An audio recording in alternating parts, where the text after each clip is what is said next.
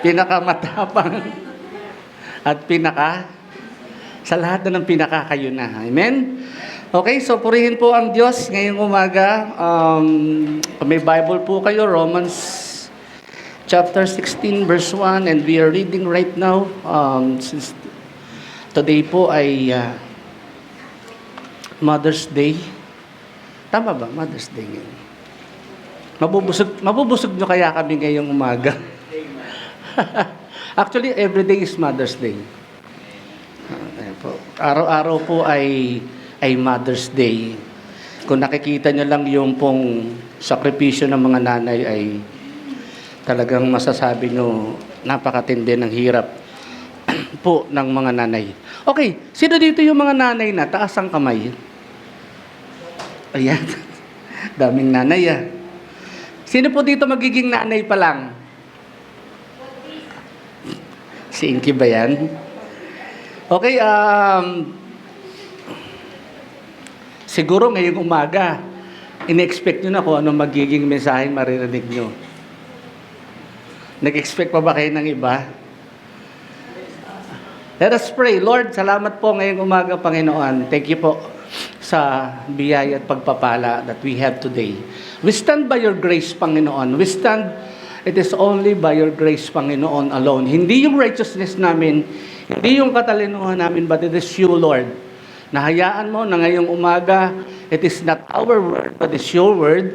Hayaan mo that every bit of word that will be preached on this pulpit will bring glory to your name, Panginoon. No one will be exalted, no one will be glorified, but you alone, Panginoon, and your word.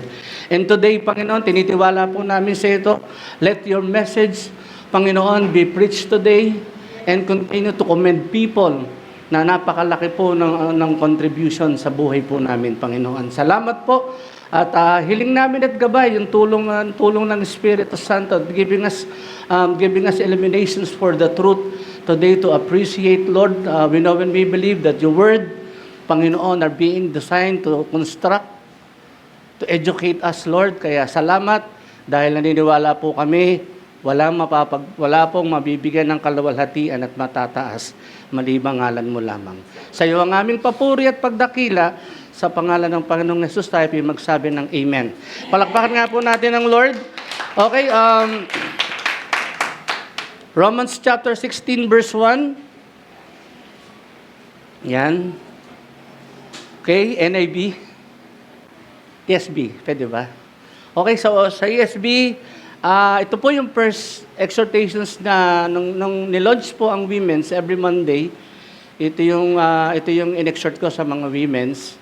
Pero slight exhortations lang. And today, bibigyan po natin siya ng full commendations, ng full accolade para po sa mga women's po today. Okay, sabi po ng Romans 16 verse 1 and verse 2, mababasa niyo po yan, I commend to you our sisters.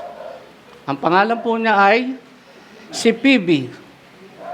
Number 1, a sister, a servant of the church at Caesarea, and may welcome her in the Lord in a way worthy of the saints, and help her whatever she may need from you, for she was being a patron. Nakita niyo po yung word na patron? Pag nakakita kayo ng word na patron, or biblically, you saw a word that indicates a patron, ano iniisip niyo?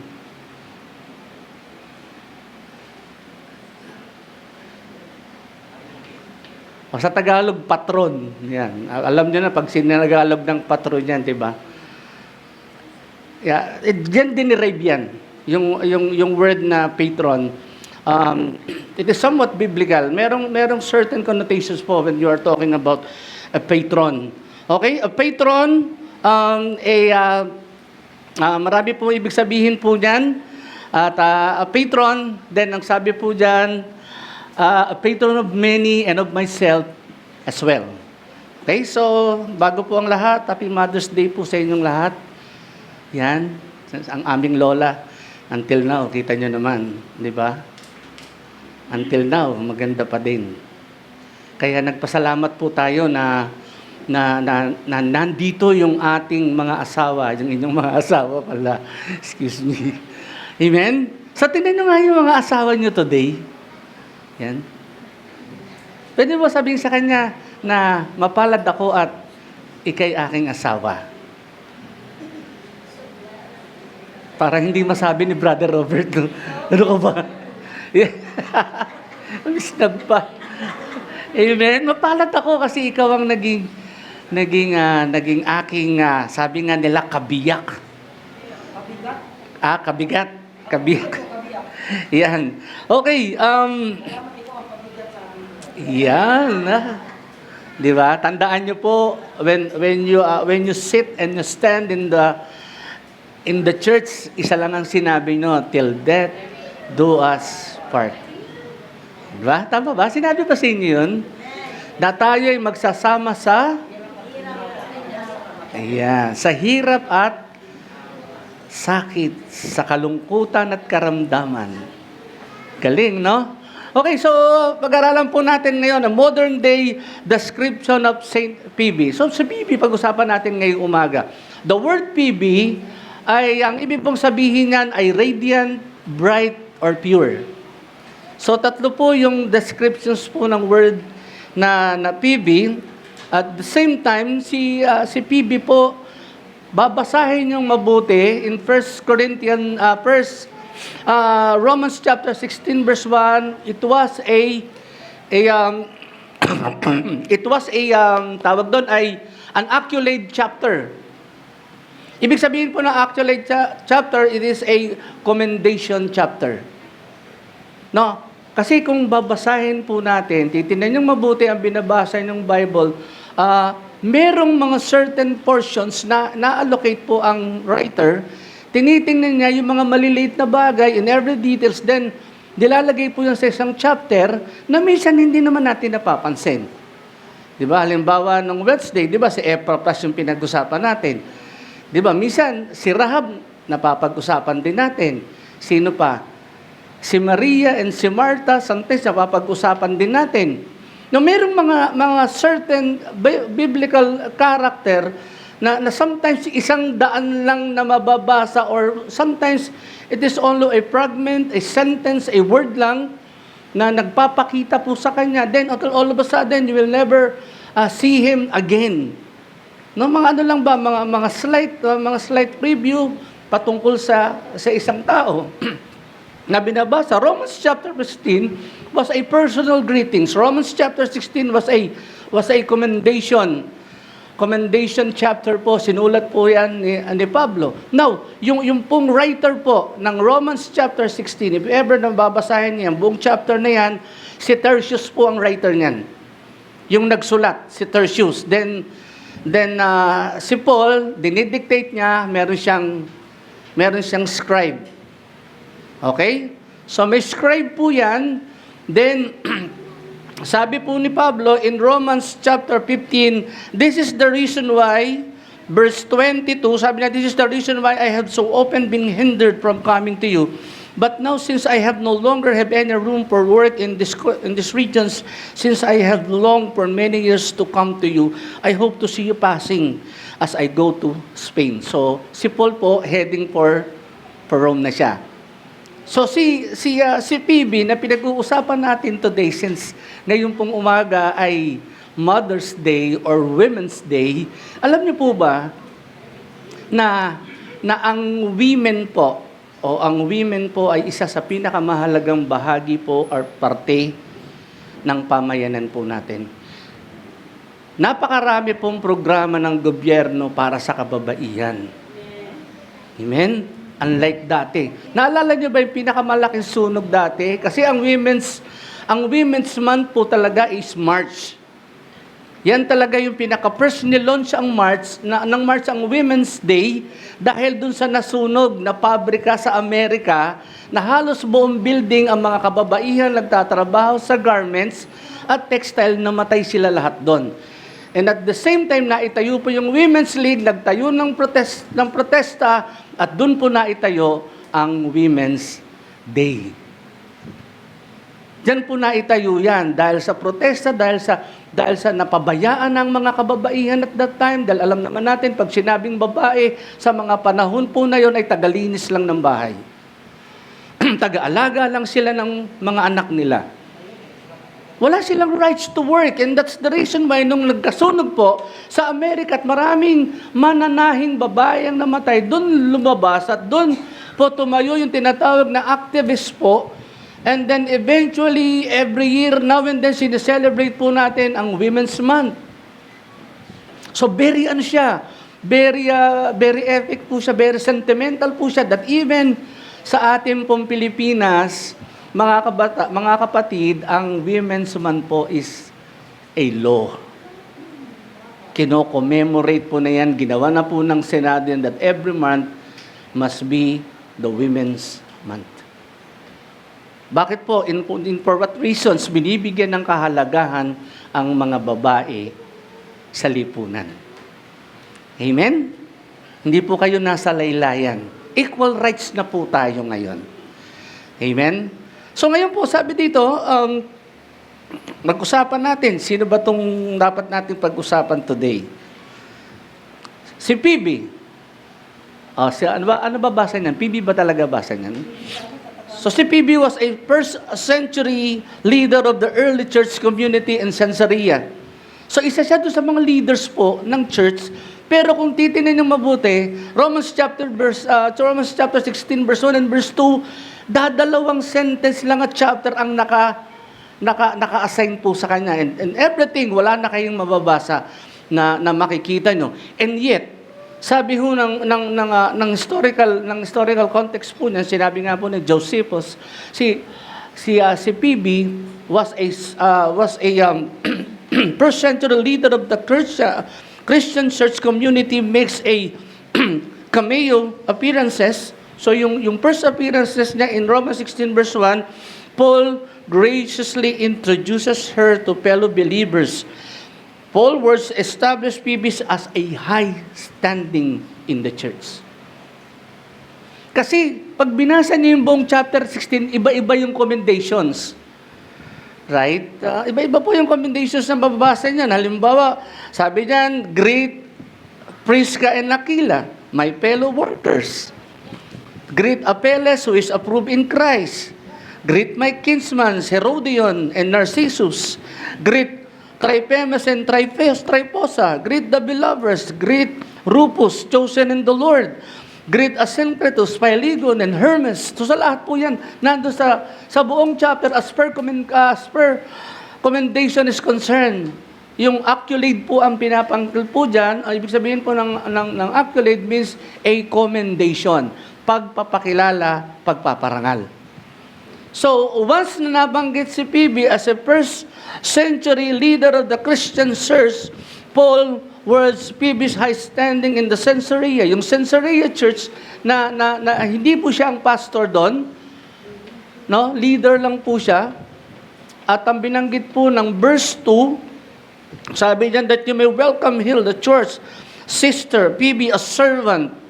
Yung chapter 16 verse 1b, ang nakalagay po dyan, servant.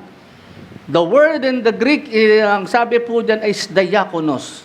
So, ibig sabihin ng diakonos, a servant leader. And at yung pong 16 verse 1, ay nagko-connotate po, nagbibigay ng commendations po kay PB as a servant. First mentioned, mga kabatid, that only in the Christian church and in the Caesarea, a first woman deacon was being mentioned. Siya lang yun. Siya lang yung isa sa binigyan na pinakamalaking commendation. At the same time, are being, according po dun sa Greek word is diakonos or diakonos, o sa Tagalog, diakonesa. No? Isa siya sa servant leader, but he is not the pastor of the church. Very high yung commendations, and the reason why, bakit ito yung dinadala ko po si Eno, para po maipakita natin that even in the church, sa church po natin mga kapatid, we are giving honor to women. Lahat po kayo, binibigyan po namin ng kahalagahan sa church na ito.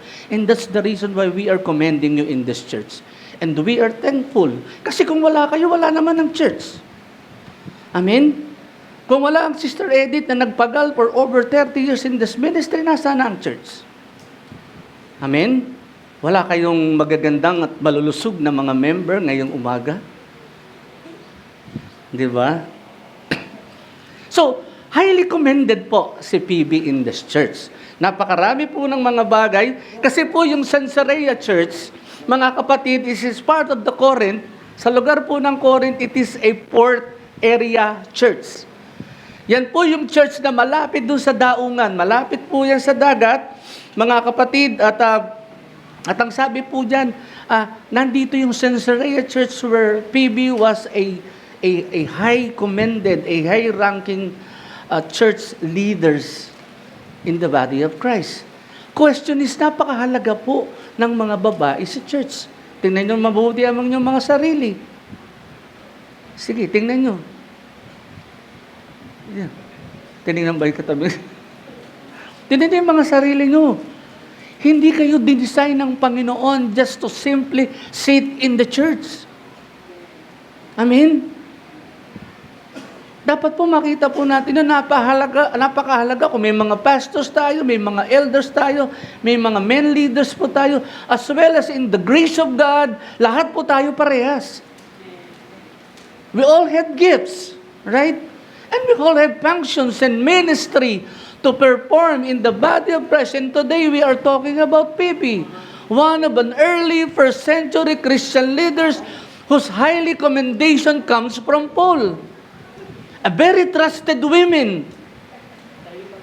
Bagamat dadalawang verse lang na mababasa mo sa kanya, pero makikita niyo po yung descriptions po ng babaeng ito are very much heavyweight.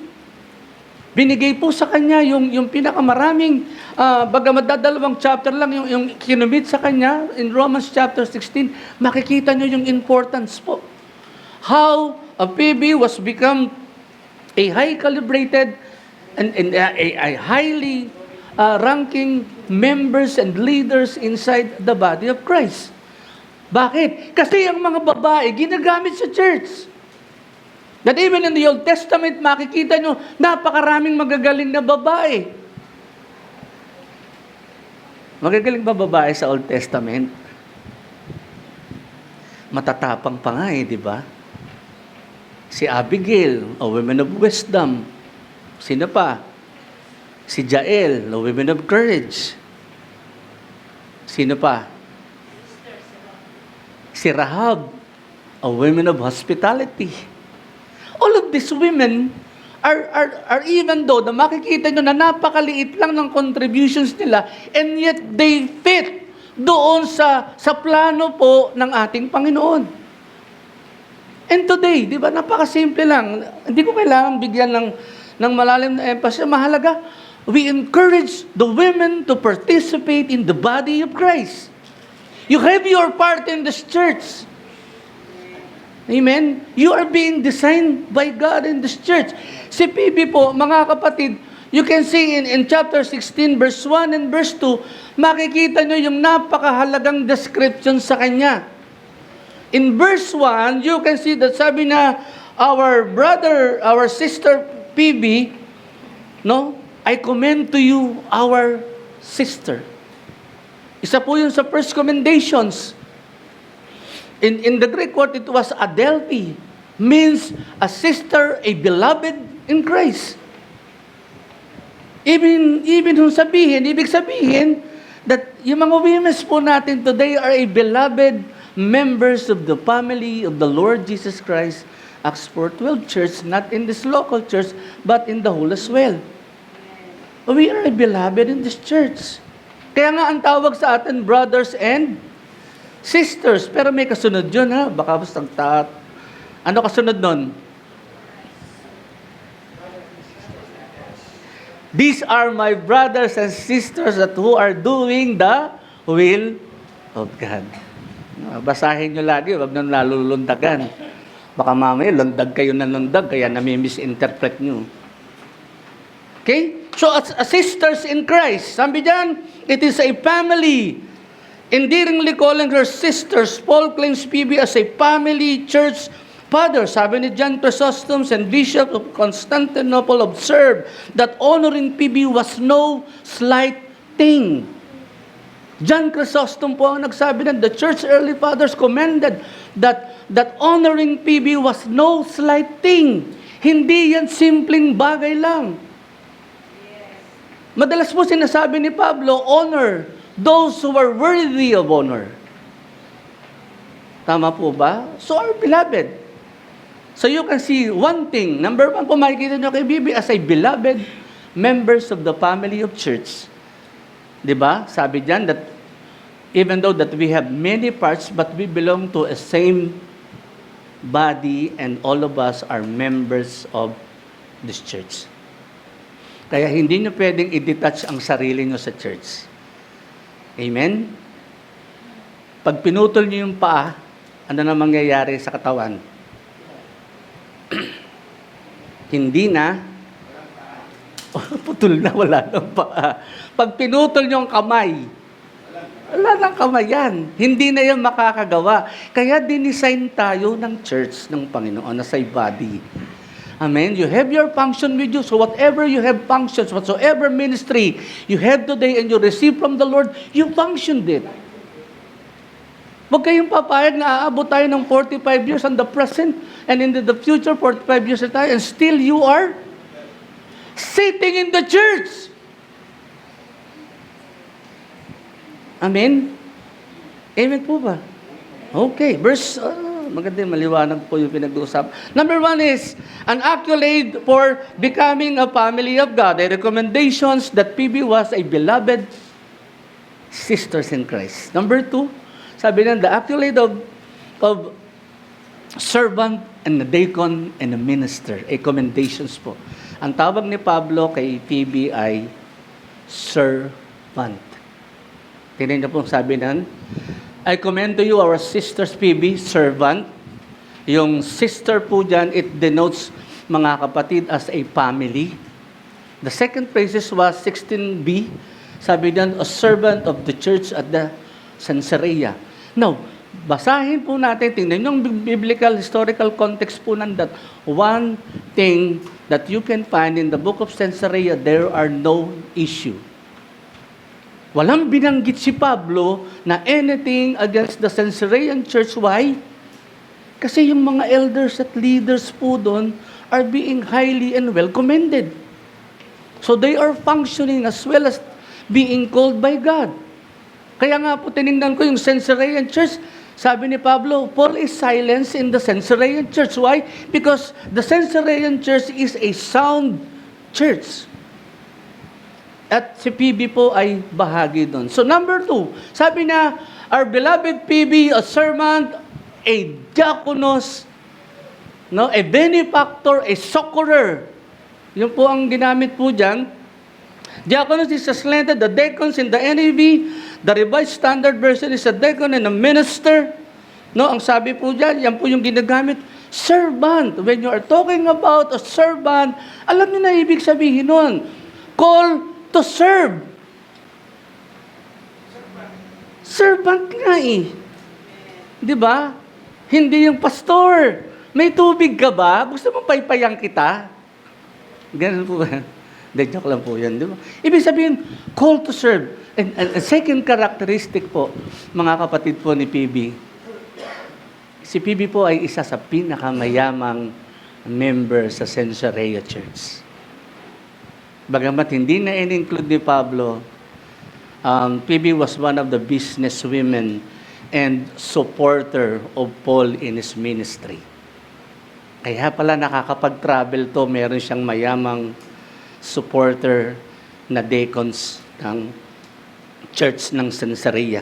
Okay, so to make it more short, deacons is translated as deacons by the NIV. However, it is involved and is now recognized become part of the ecclesiastical governance only in the 4th century. Jewish insight in its understanding, diakonos in PB's day, the complete Jewish Bible calls PB the shamas, the congregation. A shamas directs and leads public worship. So yun yung trabaho ni PB, he directs the public worship as a servant of Christ.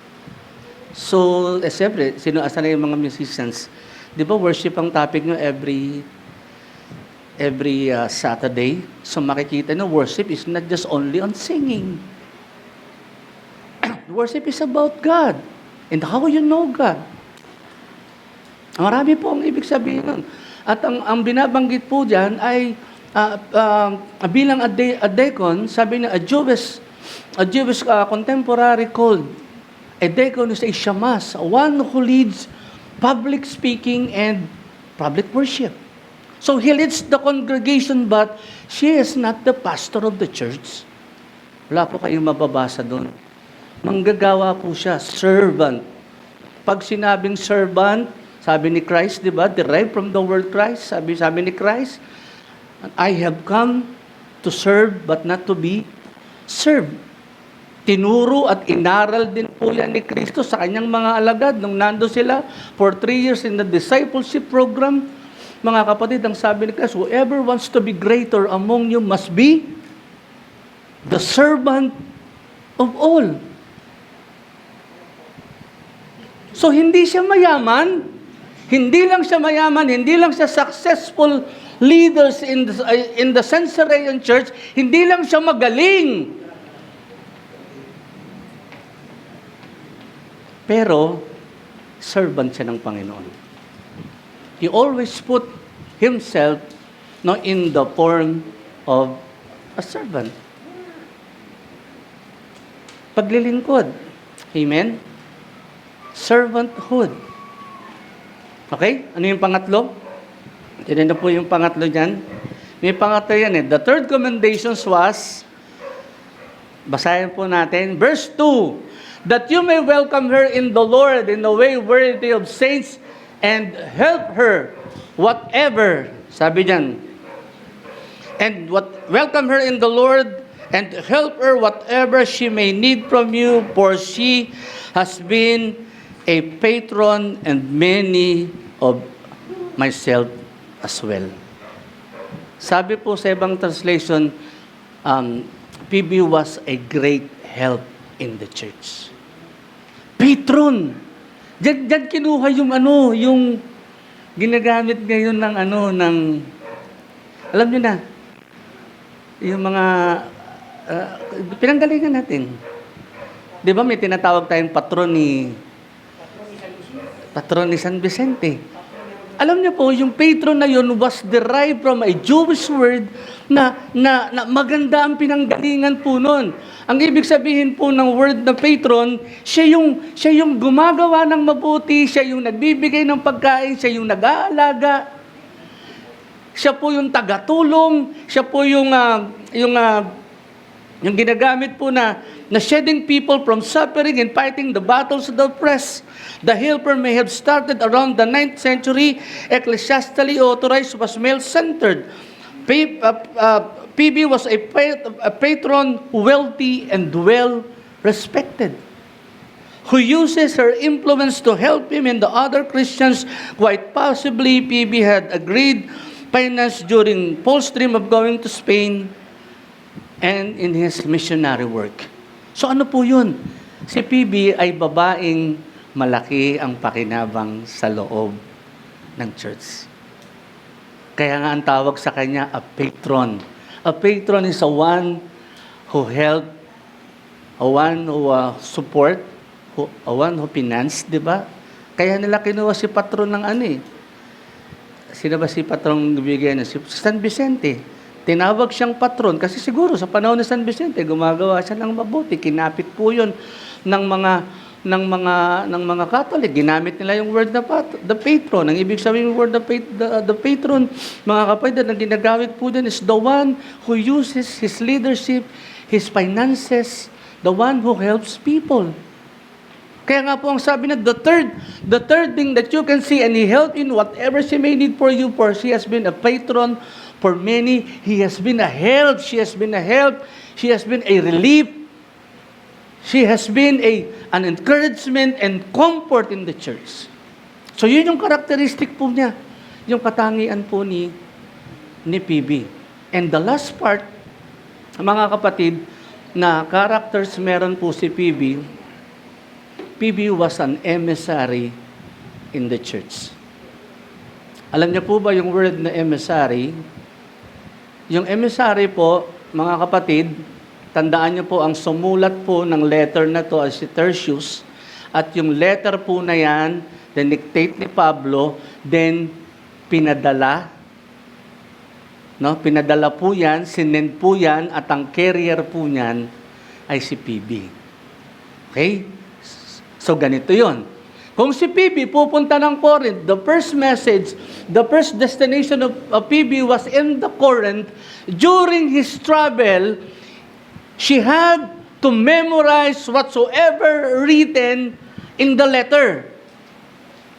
Kaya nga ang tawag sa kanya, the women of wisdom. Kailangan magaling ang memory niya kasi whenever na magkaroon ng aksidente or problema, mawala yung letter na yon, na circulatory letter na yon, kabisado na niya. So habang nandun siya sa traveling time, he have to read the letter, he have to memorize the letter, and at the same time, when she arrived at the church kung saan nakadesignate po yung letter na yon, then automatically as an emissary, he called the church, the leaders, the whole church, and then he read the letter in front of them. Siya babasa nun. Imagine niyo na ang isang babae pagkakatiwalaan ng ganon, kundi siya napakagaling na babae.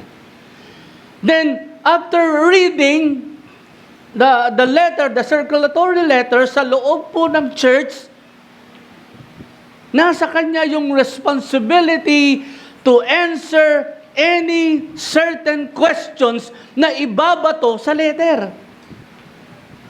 So he's responsible enough to answer. Halimbawa, sinabi ni Paul, I will not permit a woman to preach or to take authority in the church. Sinasabi niya, binabasa niya yun.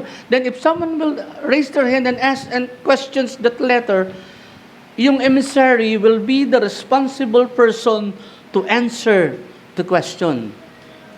Kaya kailangan well-rounded, well-grounded in God's Word. Siyempre, kailangan masasabi po natin matalino din. So the fourth characteristic of PB today was a woman of wisdom. She is not only a woman of support, a woman of serving, and also a family, belongs to the family of believers. Okay? So today, yan, balikan natin yung dulo niyan. Ano pwede natin kunin sa kanya? Since nakita nyo na nag-iisang babae, Romans 16 verse 1 are being highly commended, high-ranking women, first mentioned, emissary, succorer, patron, diakonos, lahat yun nasa kanya. Pinadadala, businesswoman, a rich businesswoman. And then what can we extract? What can we extract from that? Unang-una, ang mga babae po ay mahalaga sa ministry ng church. The reason why God has called you is for ministry. Hindi namin kayo dinidegrade, pero part kayo ng body po ng Panginoon. Amen? Baka mamaya merong PB na ditong tinatayo ang Lord na mayayaman, na magbibigay ng kotse kay pastor. Naubos si pastor dyan. Joke lang po.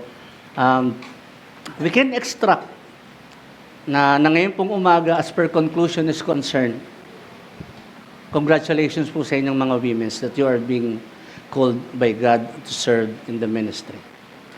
Kailangan po namin kayo. Kailangan kayo ni Lord. At tandaan nyo po, sabi ng madalas sabihin ng mga magagaling na mga ngaral,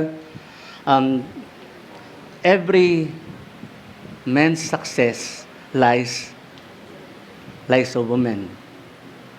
Kaya po, sabi po ni Bishop Lito, sabihin mo sa mga matitigas at matatapang na mga babae sa loob po ng church, Happy Mother's Day po sa inyong lahat. As PB is concerned, as the character we have seen in PB, I am praying that lies also in us. A servant woman, a woman who belongs in the ministry, a woman of wisdom, and a woman of generosity. So lahat po tayo magamit po ng Panginoon. You have your part in this ministry. Amen? May part po kayo dito. Tandaan nyo, ang tagumpay po nito hindi lang nasa ulo. Ang tagumpay ng church, kasama din doon sa mga babaeng ginagamit ng Lord. Kaya po yung araw na ito, para po sa inyong lahat. Amen? Palakpakan natin ang mga women's natin. Parang wala kayong di kayo masaya sa women's nyo, di ba? No, imagine niyo Mother's Day, di ba? Ang galing ng isang leader nyo. Di ba? Commend those people who needed to be commended. Not on the place of being a God. It's commendations. Purihin. Papurihan ang mga dapat papurihan. Pasalamatan. Ang mga dapat pasalamatan, yung mga nanay na walang sawa, na mga nanay na pag pumapasok po tayo dito every Sunday, nadudulas tayo. Mga babaeng yan na wala nang ginawa kundi mag-floor wax pag sila naglilinis. Di ba? Di ba? Madudulas kayo. Well, that is the part of the ministry of the women in the church. You belong in this ministry. Kagaya ni PB na ginagamit po ng the Lord. And I strongly believe that even when go into the expansion program, you will be used by God more. Amen? As being generous, as being a servant, as being a family woman in this church, no, yung mga nanay, yan ang mga taga-alaga po natin Amen? Inaalagaan po ba natin ang ating, magaling po bang taga-alaga ang ating mga kababaihan sa church? Hindi?